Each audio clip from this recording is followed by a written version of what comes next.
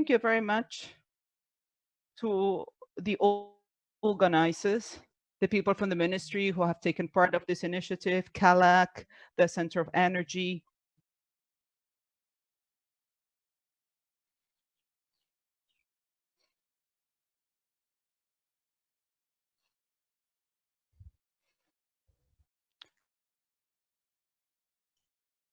In the next few minutes, we are going to give you some background about the status of mobility in Chile at present. And from the three presentations, it would be the more general presentation, and then we will dwell into more specific presentations because they have done a specific work on data analysis and acquisition. Well, this is just as a reference. This is Chile at a glance. Some of you might not know Chile very well. It's a country of 18 million inhabitants, a GDP per capita of $22.7 million, 50% higher than the regional average, but 80% lower than the OECD countries. It has a sound institutional framework, a responsible tax policy that has allowed us to decrease poverty,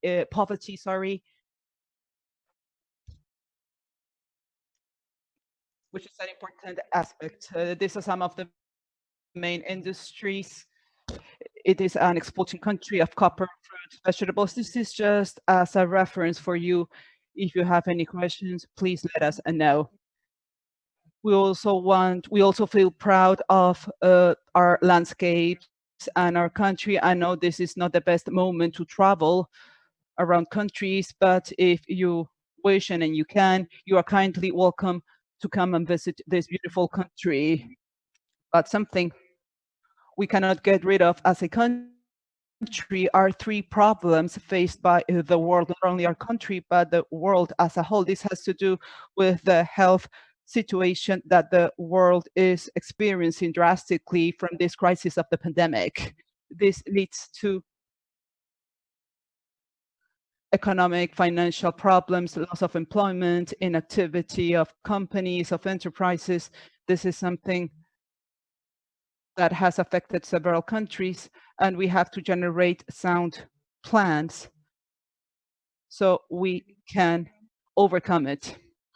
Something that this cartoon reflects in particular is that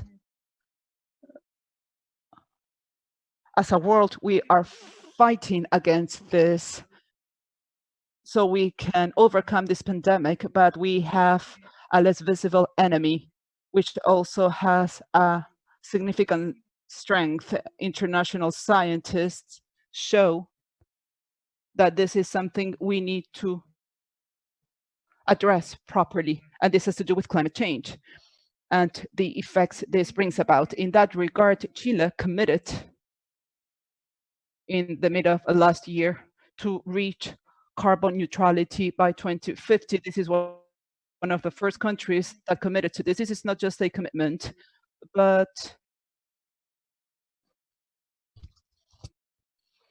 there are a number of actions behind this that we estimate on how this is going to go about. What is worth underscoring here is that this has been analyzed as having positive cost-benefit effects. The net benefits are of around 40 billion, 37 billion US dollars, which is made up by an investment of $40 billion, but savings of up to $80 billion. This helps us understand these net benefits. Some measures are more cost-effective than others, but in aggregate values, these are the results. We want to underscore 5 topics which are going to be key to reach carbon neutrality. 4 of them have to do directly with energy. 1 of them has to do with forest management. And what we are going to highlight here is everything related to the transport sector and how electromobility plays a key role in this shift towards carbon neutrality and overall to a higher competitiveness and better benefit for the individual and their families. These are some figures that I would like to mention. The transport sector in Chile, the first thing I want to highlight is that 36% of energy consumption. This is a number which is quite similar in other parts of the world, but this corresponds to the transport sector. Many times we focus our energy discussions around electrical topics. We have to mention that 22% of energy consumptions have to do with the electrical sector. This shows how important it is to address energy efficiency and the transport emissions issue. In Chile and in most of the world, almost all the fuel uses of fossil fuels, and in Chile, they are imported sources. In terms of greenhouse gases, they account for 24% of the total of greenhouse gases in the country. These are clear-cut numbers which show the importance of addressing the problems in this sector, and we believe that electromobility plays a key role given the benefits in terms of energy efficiency. It has been shown that they are two to four times more efficient than a conventional vehicle. This leads to less exhaust gas emissions, there's less noise in the cities, and there's also the reduction of greenhouse gases is a key topic. Perhaps here we can do a link. We can link this with another key topic, which is the decarbonization of the electrical grid. These are measures that need to be addressed in a combined manner. So we have the commitment of decarbonizing, or at least remove the carbon run power plants by a specific date. We also see a number of economic benefits, not only from the perspective of the opportunities, but later on we'll be able to look at direct savings for the users. The issue of sustainable transport and electromobility has a key priority in our work agenda. It has been mentioned in several occasions, not only in the agenda of this particular administration, but it has been reflected in a number of documents agreed upon, where we have the national energy policy that we launched at the end of 2017. As I mentioned before, within the framework of this government program, this is something that has been highlighted.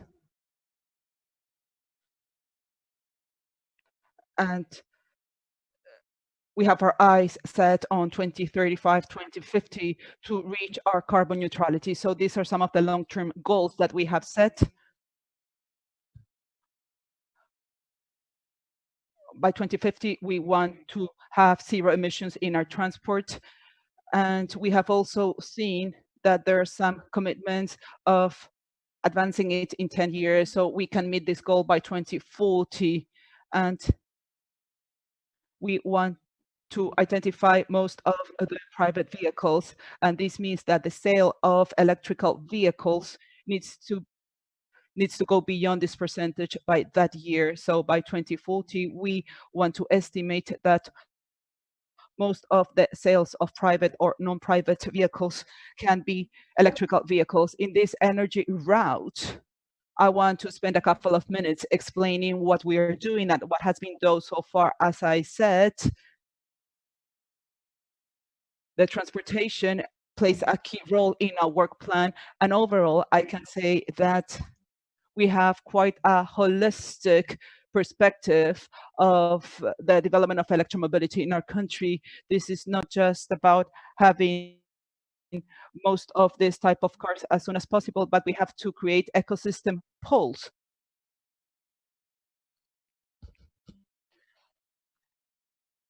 This will allow us to have an efficient, sustainable, and accelerated deployment of electromobility. In that regard, the first thing I would like to underscore, I know this is shown in a different color because it does not have to do necessarily with electromobility, but everything we are doing is sustainable and efficient electromobility. So we have implemented a system of labeling of energy efficiency for light duty and medium-sized vehicles. We always inform the user about the energy consumption and the emissions generated by these vehicles. We are also working and we are about to implement standards on energy efficiency for the vehicle fleet. This will demand and require traders and importers to meet these levels of average standards in their vehicle fleet. In tandem, we are also making progress in heavy-duty transport of trucks, lorries, buses, and we also want to be much more efficient, and we want to decarbonize maritime or sea transport. We have a couple of programs in this. In terms of regulation, it's important to have a regulation so we can move technology forward. Since last year, we signed a declaration of cargo infrastructure. They have to declare the different projects. This allows us to meet these safety standards that are becoming much more specific for safety.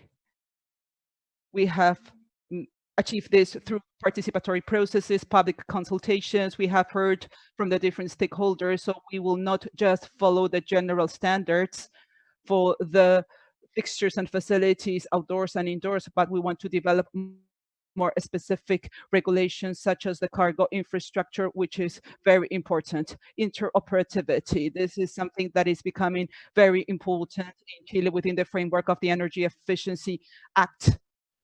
There's a framework on that. For those of you who have not heard about the concept, this has to do on how developing a harmonious network that will allow us to have physical facilities, payment systems, communication that allows people to have free access to a more standardized networks, meeting all the necessary parameters so we won't have too many different things, which will not make this an efficient system. In terms of information and dissemination, we have an application called EcoCarga, which shows all the public recharge points set up in Chile, in public facilities, so the user can identify where these charging points are. There is an electromobility platform. There you can see the link where you will find a lot of information about the guides, good practices, several examples, a calculator, several topics that allow the user to learn more about this technology in the understanding that currently there are many myths related to electromobility. Some of them are realities, of course, but it's important to properly inform the population around those topics. Some people in Chile still think that electromobility will not work if there's no charging station in each point of the city. We believe that these are different perspectives. Many times the recharge station works in houses, in offices, so these are issues we need to share with the citizenship. Actual measurements and fleet analysis, I will not dwell into this because my fellow panelists will talk more about this, and Calac has played a key role on this. As to infrastructure and integration of electrical systems, we are making progress on different studies about the capacity of the network. We have already discussed this at the international level with countries such as Canada, Norway, and others. We see that this is a problem that they do not have because of the robustness that the distribution networks have in those countries compared to that in Chile, because they have harsher winters, I don't know. But in Chile, we need to understand which are the places in the network that without raising the cost of the country, it makes more sense to install the charging points. For this, we need to estimate the demand of certain sites or places, but important work has been done, and this is relevant for Chile. Also, we should not only think about the cities, but we need to think how buses and vehicles are going to move in between cities and provinces. 1,000 kilometers of the country account for 70% of the inhabitants of the country through a red de carga or charging network. The first pilot vehicle to grid has been installed already. Can you still see my presentation? Sí.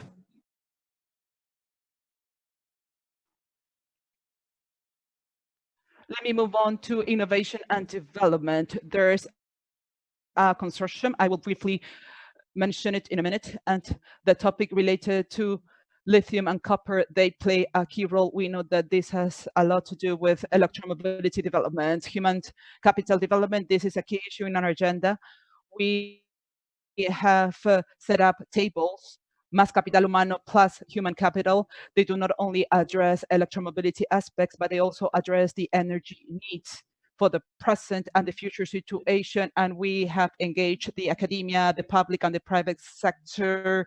They sit around one same table so we can work in a more coordinated fashion, so we can provide training about the different needs. And electromobility, as I said, has played a key role in the discussion of these tables, and this has led to important commitments as well. Focus on public transportation and intensive use fleets. As I said, we have a widespread or holistic perspective. We have to work on supply and demand, I know, but we need to see where is the low-hanging fruit, so we can capitalize on those opportunities and speed up the development of the electromobility, so we can provide and offer this technology to all the users. So it's important to work on public sector, on public fleets, such as buses, trains. There are many uses related to public fleets. These are important candidates. The buses, not only in the public transport sector, but also private passenger transport and the industrial sector, and also operational fleets, commercial fleets, high route fleets, and also we consider light duty vehicles. Why have we identified this opportunity here? I have made this economic comparison of the purchase of an conventional vehicle versus an electrical vehicle. On the left-hand side, you have a vehicle that runs 5,000 kilometers per year and the other one 50,000 kilometers per year. It has been known, and here we can see in the blue bars that an electrical vehicle, even though it has a downward trend, this is more expensive than a conventional car. It is double the price of a conventional vehicle. So if you do not drive that much, it's a financial private decision, and this it seems not to be the most rational decision that you made. If you consider other factors such as the benefits that we mentioned before, this could change. Nevertheless, under that same perspective, we see that when you drive more, this reverts, this changes, even though the costs of relationship between fuel and maintenance are much lower in electrical vehicles. Along with efficiency, we also need to consider the cost of the fuel. Because of that, this is only as a way of an example, but depending on how you plan it, if you want to use it over 35,000 kilometers, then it makes much more economic sense to move to an electrical vehicle. This is just as a reference. We have a program in working with heavy duty vehicles, working along with the different companies that are planning to implement activities, electromobility activities in fleets or different products in their companies. We have an electromobility accelerator, which generates capacities and helps us in the execution or implementation of pilot projects. It has been quite successful in 2019, and we have received the support of the Energy Efficiency Agency. There's another program from the Ministry of Transport, which had invested, which is offering around $10,000 in subsidies for renewing taxes to electrical, so they can change for electrical vehicles, and the Banco Estado is offering a preferential interest rate. And this is being capitalized by the taxi drivers. There's a consortium on electromobility, which is going to offer $7 million for a consortium of institutions dedicated to fostering electromobility in the country, and there's a private co-funding. And if you wish, we can share more information about this. We believe that the role of Chile with this broad agenda has been underscored by different papers and publications. And this is one of my last points, the importance of public-private work.